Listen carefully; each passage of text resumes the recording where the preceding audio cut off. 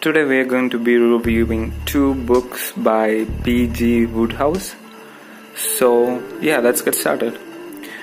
So basically let's talk about the author a bit. P.G. Wodehouse, the funniest writer ever to put on words on a paper. That's a critique from Hugh Lowe, and another same kind of remark by Douglas Adams.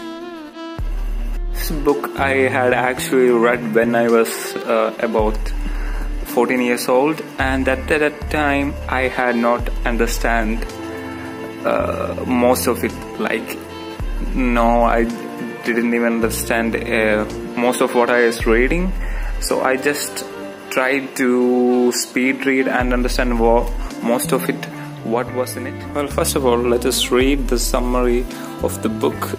Not summary, just an overview of the book that is behind the book. So the first book by Right Ho Jeeves. When Jeeves suggests dreamy, soulful, gossiping noodle down, scarlet thighs and a false beard in his height to capture the affections of the soapy Madeline Bassett, Wooster decides matters have definitely got out of hand, especially when it comes to disagreement over a certain white musk jacket with brass buttons, taking Jeeves off the case. He embarks in a little plan of his own to bring Madeline and Gussie together. But when things go disastrously wrong, who can Bertie turn to in his hour of need but Jeeves? So if you're wondering who Jeeves is a butler. He's like a robotic butler, a robotic human actually. So he is a pretty interesting character. Yeah, and what it is basically saying that Jeeves has lost his grip on solving cases for various people like in the past. We will get to that in a bit.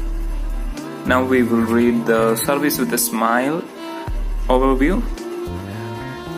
Persecuted by Lady Constance, who has just given away his favorite hat, harried by his new secretary and various unwanted guests, Lord Emsworth is not a happy man. To top it all, the church lads' brigade is camped by the lake, and Lord Emsworth has caught some of the boys teasing his beloved pig, the Empress. It's fortunate that Uncle Fred, whose specialty is spreading sweetness and light, is at hand to soothe his troubled brow, but not before further mayhem have descended on Blandings. So yeah, this Lord Emsworth person just loves this pig right here. He loves his pig so much that he thinks of nothing but his pig all day long, and he has some unwanted guests, a lot of unwanted guests actually, and he does not have a peace of mind.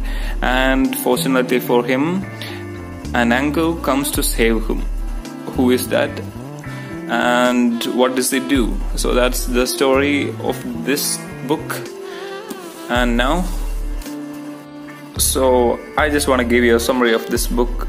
Jeeves is like a problem solver for any mysterious problem that you throw at him. In the past, he has been highly successful at solving very intricate and delicate problems without having a snag. That's a word I learned from this book, and this book is just the same. Here the problem solver is an uncle. It will seem to us that as if they can be solved anyhow, no matter what you try, and you will keep on reading till the end. That's what I did. So after I read this book first, then this book. So this book I read last week, and I had a pretty good time reading it, and the characters are funny, witty, you get attracted to them, and each chapter you get more interested in it. And this book, well, we will get to that in a bit, but let us see the year of publishing. So this book was released on 1966, so it's kind of 1962, sorry. Oh, 1961. Wow. Yeah, anyway, so basically, yeah, so it's a kind of old book, and the words used are old English for most of the part, and various treasures and figures and items and words have been used that might not be known to the non-native speaker. So basically, this book was also released in 1934. This too has a lot of old words, and most of it is hard to understand. And well, basically, two books are the same.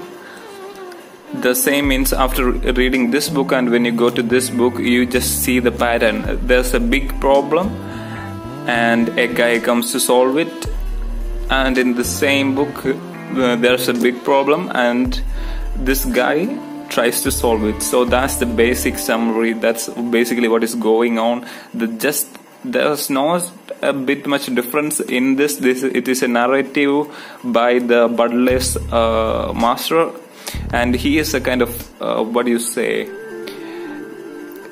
a person who has condemned on, no, not condemned, he thinks highly of himself, and he thinks he is so good at everything that, and he is so prideful about his own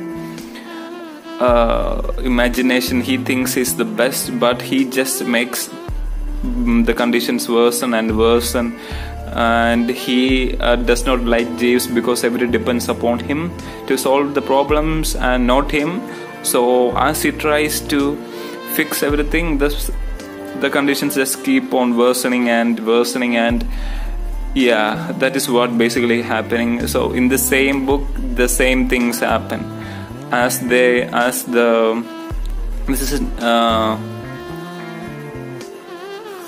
so basically the same things happens. The uncle in this book visits the house, the Blending's castle, and there are a lot of problems in this